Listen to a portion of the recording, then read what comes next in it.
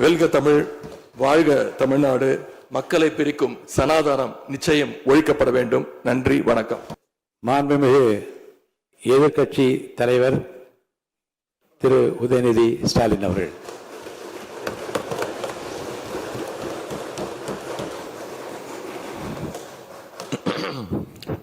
மாண்புமிகு பேரவைத் தலைவர் அவர்களே, துணைத் தலைவர் அவர்களே, முதலமைச்சர் அவர்களே,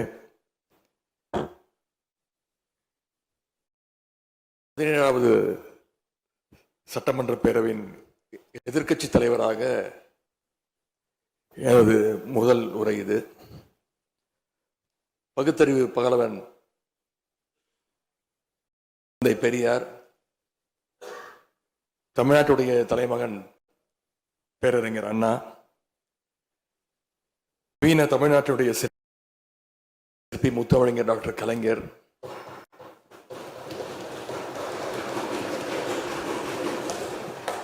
இந்தியாவுக்கே வழிகாட்டிய திராவிட மாடல் ஆட்சியை தந்த திராவிட முன்னேற்ற கழகத்துடைய தலைவர் திரு முத்துவேல் கருணாநிதி ஸ்டாலின் என எங்களுடைய தலைவர்களை எல்லாம் வணங்கி என்னுடைய இந்த உரையை துவங்குகின்றேன். முதல்ல என்னை 2வது முறையாக தேர்ந்தெடுத்து இந்த சட்டமன்றத்திற்கு அனுப்பிய என்னுடைய சேப்பாக்கம் திருவல்லிக்கேணி தொகுதி மக்களுக்கு என்னுடைய நன்றியை நான் இங்கே தெரிவித்துக் கொள்கின்றேன். அதே போல எங்கள் தலைவர் தலைமையிலான திராவிட முன்னேற்ற கழகத்துடைய கூட்டணிக்கு 1,84,82,782 வாக்குகளை தந்த தமிழ்நாட்டு மக்களுக்கு என்னுடைய நன்றியை நான் தெரிவித்துக் கொள்கின்றேன். அதேபோல எங்களுடைய கூட்டணி சட்டமன்ற உறுப்பினருடைய வெற்றிக்காக உழைத்த திராவிட முன்னேற்ற கழகத்துடைய அனைத்து நிர்வாகிகளுக்கும்,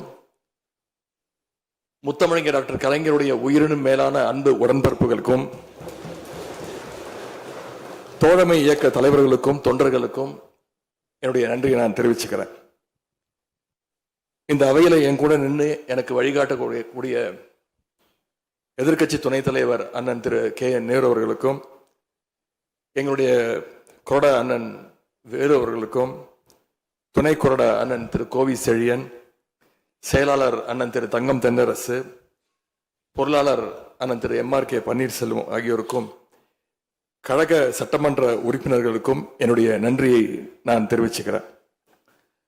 சட்டமன்றத்தில் நேற்று நாம அத்தனை பேரும் பதவி பிரமாணம் செஞ்சுக்கிட்டோம். அதன் பின்பு இன்னைக்கு முதல் நடவடிக்கையா பேரவைத் தலைவரை இன்றைக்கு தேர்ந்தெடுத்திருக்கிறோம்.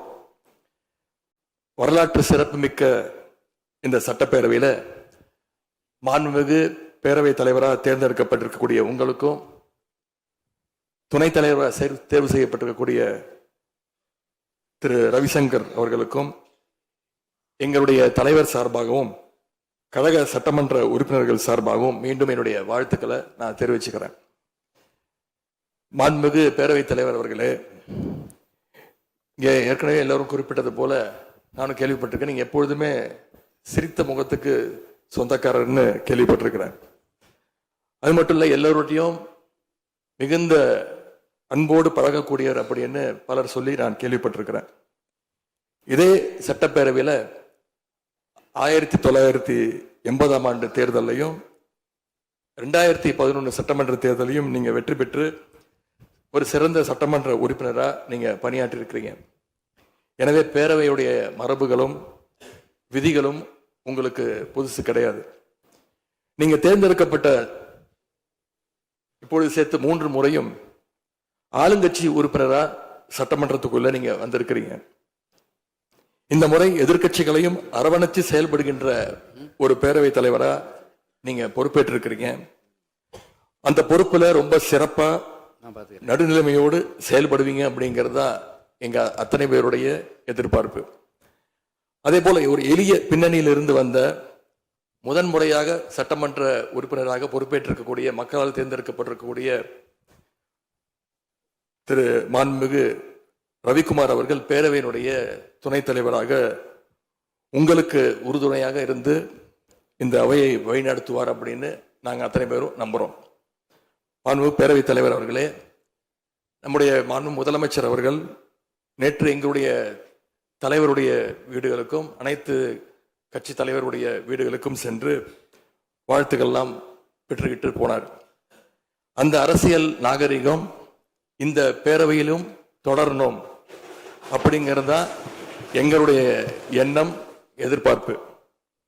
ஏற்கனவே நான் சொல்லியிருந்தாலும் மறுபடியும் சொல்ல விரும்புகிறேன். திராவிட முன்னேற்ற கழகம் இந்த சட்டப்பேரவையில் எதிரி கட்சியா இல்லாம ஒரு ஆக்கப்பூர்வமான எதிர்கட்சியாக நிச்சயம் செயல்படும். எங்க தலைவர் அவர்கள் சொன்ன மாதிரி திராவிட முன்னேற்ற கழகம் என்னைக்குமே ஒரு ஆக்க சக்தி தான். மாண்புமிகு பேரவைத் தலைவர்களே, இந்த பேரவைக்குன்னு ஒரு மிகப்பெரிய வரலாறு இருக்கு.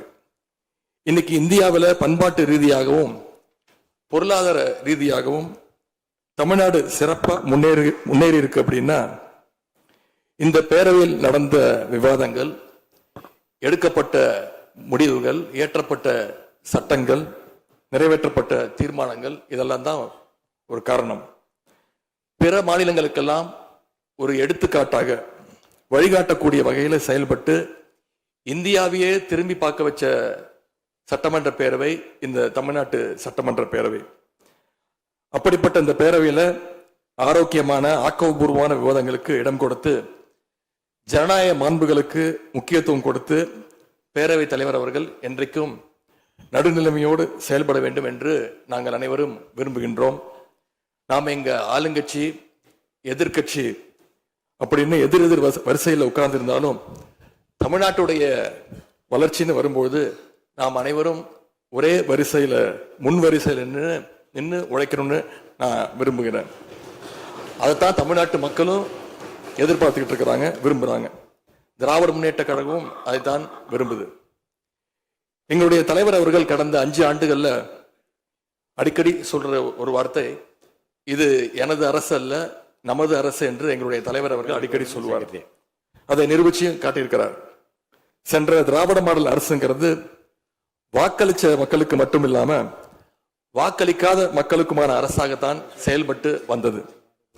ஆகவே இந்த புதிய அரசும் அனைவருக்குமான அரசாக உங்களுக்கு வாக்களிக்காத மக்களுக்குமான அரசாக செயல்படும்னு நான் விரும்புறேன்.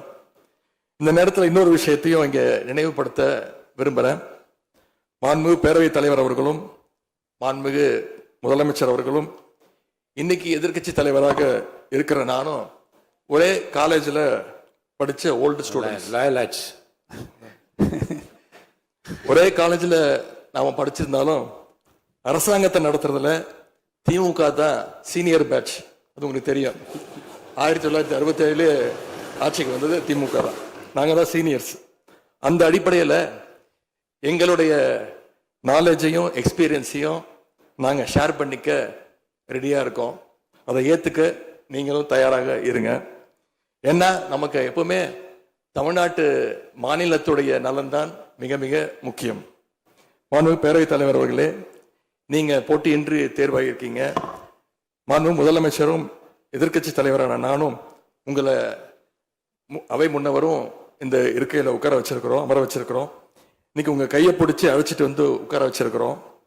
இனி எங்க 2 தரப்பையும் நீங்க தான் கையை பிடிச்சி அரவணைச்சு கோவம் இல்லாம கோவப்படாம, நீங்க கோவப்பட மாட்டீங்கன்னு தெரியும். உங்களை கோவப்படுத்துற மாதிரி எந்த செயலையும் நாங்கள் செய்ய மாட்டோம். சட்டமன்ற ஜனநாயகத்தில் ஆளுங்கட்சி காதுகளாகவும் எதிர்கட்சி குரலாகவும் இருக்க வேண்டும். அதில் தான் இந்த அவையுடைய பெருமை நிச்சயம் அடங்கி இருக்கு. பொதுவா இதுக்கு முந்தைய சட்டமன்ற பேரவை எடுத்துக்கிட்டா ஆளுங்கட்சி வரிசையில அதிக உறுப்பினர்களும் எதிர்கட்சி வரிசையில அதை விட குறைவான உறுப்பினர்களும் இருப்பாங்க. ஆனா இந்த முறை கிட்டத்தட்ட ஆளுங்கட்சிக்கு இணையான எதிர்கட்சி வரிசை வலிமையா இன்னைக்கு அமைஞ்சிருக்கு. அதுதான் இந்த பேரவையுடைய இன்னொரு கூடுதல் சிறப்பு. இதன் மூலமா தமிழ்நாட்டு மக்கள் ஒரு முக்கியமான செய்தியை நமக்கு சொல்லி இருக்கிறாங்க. அது என்னன்னா, எதிர்கட்சி வரிசை மிக மிக வலிமையாக இருந்து இந்த அரசை, புதிய அரசை வழிநடத்தணும் ஆக்கப்பூர்வமான விமர்சனங்களை முன்வைக்கணும் அப்படின்னு மக்கள் நமக்கு சொல்லியிருக்கிறாங்க, நான் நம்புறேன். ஆகவே மக்களுடைய எண்ணத்தை பிரதிபலிக்கிற மாதிரி எங்களுடைய பணிகள் நிச்சயம் இருக்கும். மாண்பு பேரவைத் தலைவர் அவர்களே, இந்த அரசு பொறுப்பேற்ற நிகழ்ச்சியில் நடந்த ஒரு நிகழ்வை இங்க நான் சுட்டிக்காட்ட விரும்புகிறேன். ஏற்கனவே சுட்டிக்காட்டியிருக்கிறாங்க.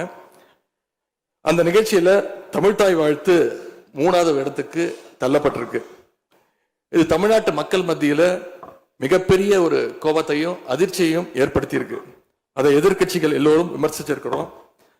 அதுக்கு ஆளுங்கட்சியும் ஒரு விளக்கத்தையும் கொடுத்திருக்கிறாங்க, நானும் பார்த்தேன். எங்களோட கருத்து என்ன அப்படின்னா, பாஜக ஆட்சிக்கு வந்திருக்கக்கூடிய மேற்கு வங்க மாநிலத்துல பதவியேற்பு நிகழ்ச்சியின் போது வந்தே மாதரம் பாட்டு பாடப்படல. ஆனா இங்க தமிழ்நாட்டுல அது பாடப்பட்டிருக்கு.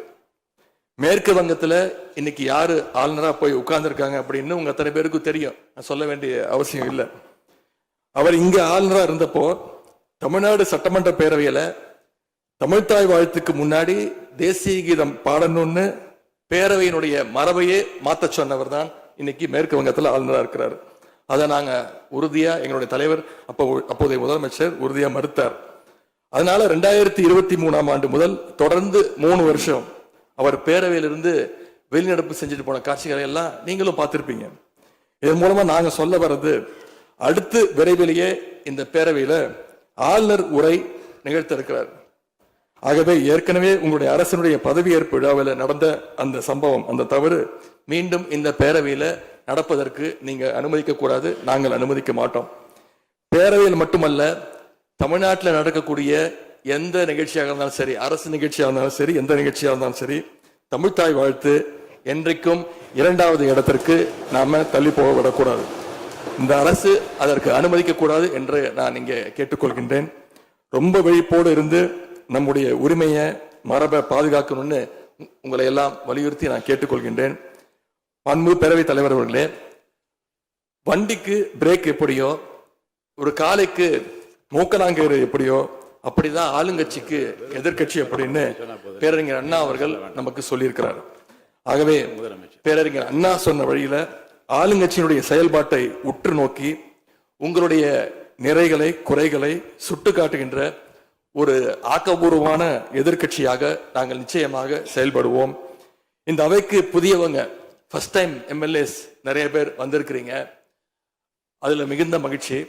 அதே போல ரொம்ப வருடங்களுக்கு பிறகு நிறைய பெண் சட்டமன்ற உறுப்பினர்கள் இங்க இடம்பெற்றிருக்கிறீங்க, அதுல எங்களுக்கு கூடுதல் மகிழ்ச்சி.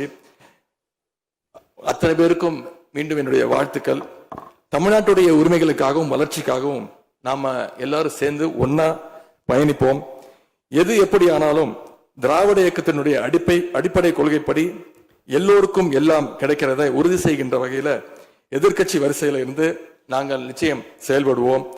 நடந்து முடிந்த தேர்தலில் ஆட்சி அமைப்பதற்கான பெரும்பான்மையை ஆளுங்கட்சிக்கு மக்கள் வழங்காமல் போனாலும் திராவிட முன்னேற்ற கழகத்துடைய தலைமையில் தேர்தலை சந்திச்சு வென்ற தோழமை இயக்க சட்டமன்ற உறுப்பினருடைய ஆதரவோடு ஆட்சி அமைத்திருக்கக்கூடிய புதிய அரசிற்கும் மாண்பு முதலமைச்சர் அவர்களுக்கும் என்னுடைய வாழ்த்துக்களை நான் மீண்டும் தெரிவித்துக் கொள்கின்றேன். மாண்புமிகு பேரவைத் தலைவர் அவர்களுக்கும் பேரவை துணைத் தலைவர் அவர்களுக்கும் என்னுடைய நன்றி. உங்களுடைய பணிகள் சிறக்கட்டும். மீண்டும் என்னுடைய வாழ்த்துக்களை தெரிவித்துக் கொள்கிறேன். நன்றி, வணக்கம். வெல்க தமிழ், வாழ்க தமிழ்நாடு. மக்களை பிரிக்கும் சனாதானம் நிச்சயம் ஒழிக்கப்பட வேண்டும். நன்றி, வணக்கம். अब से डीडी फ्री डिश की चैनल नंबर 57 पर देखिए न्यूज नेशन।